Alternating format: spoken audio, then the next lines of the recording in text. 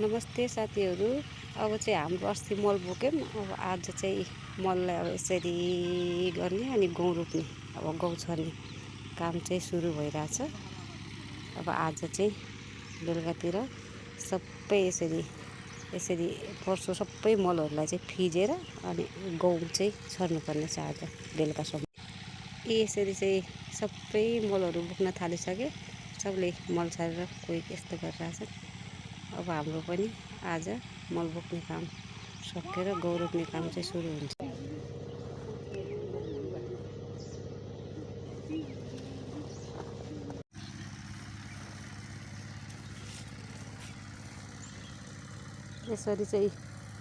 यसरी मल फाल्ने।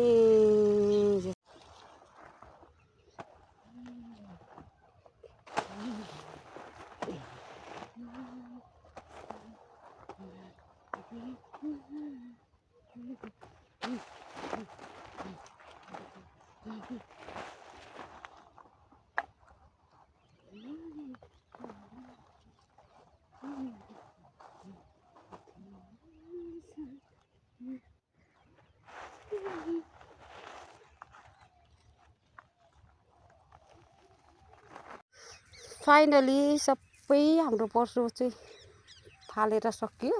सबै अब